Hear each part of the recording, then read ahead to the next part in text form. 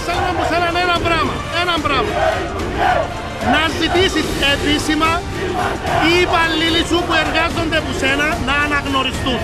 Το οικονομικό μέρος, είπαμε το πολλές φορές, δεν θέλουμε τώρα να εξαργυρωθεί. Μπορεί να γίνει κλιμακωτά και μετά από κάποια χρόνια όταν οι συνθήκες το επιτρέπουν. Υπάρχουν αιτήματα τα οποία χρονίζουν, δεν έχουν λυθεί, δεν έχουν δοθεί λύσεις και περιμένουμε απαντήσεις.